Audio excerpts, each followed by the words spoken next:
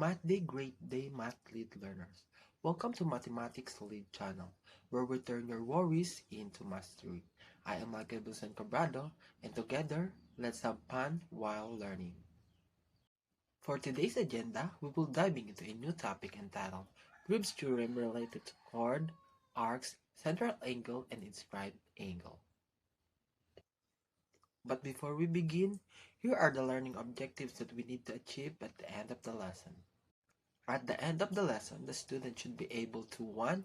Solve problems involving unknown measures of angles and segments by applying the proven theorems. 2. Accurately sketch and label circle diagrams based on the written problem statements. And lastly, exhibit integrity by thoroughly justifying each step of a proof with valid geometric reasons rather than skipping steps to reach the conclusion.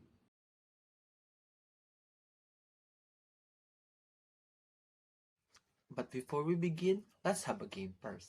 It's called Guess the Word, where you need to guess the word with the clues shown at the screen. Let's begin. What's the word did you get at number 1? That's correct. It's circle. Now, let's proceed with number 2.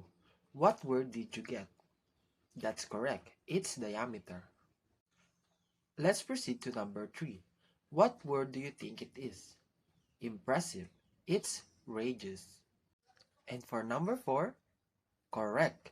That is semicircle. And lastly, for number 5, correct. That is theorem. Now that you have an idea about our topic, let's begin with our discussion. Congruent circles, two minor arcs are congruent if and only if their corresponding chords are congruent. For our given, circle A is congruent to circle E, and chord BC is congruent to chord FG.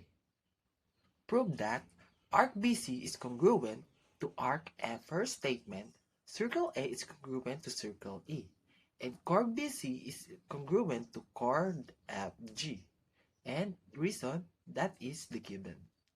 And for our statement 2, line segment AB is congruent to line segment AC, and line segment AC is congruent to line segment EF, and line segment EF is congruent to line segment E. Since circle A is congruent to circle E, we can say that all radii of congruent circles are congruent.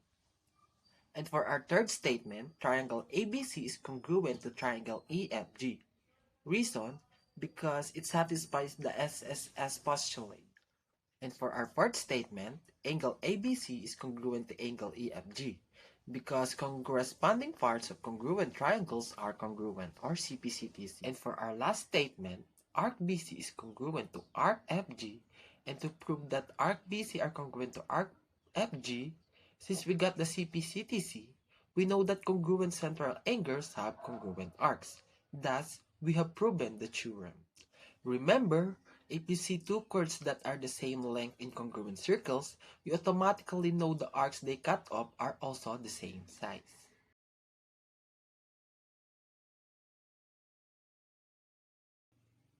Now, to develop your knowledge about our topic and to know if you really understand the topic, I'll be giving you a take-home activity that will be shown on the screen. Thank you for listening. Math Day, Great Day, Math Lead Learners. Thank you for watching this video at Mathematics Lead channel. I hope you turned your math worries into mastery. Again, I am Michael Vincent Cabrado, and thank you for having fun while learning with me. Until we meet again, goodbye.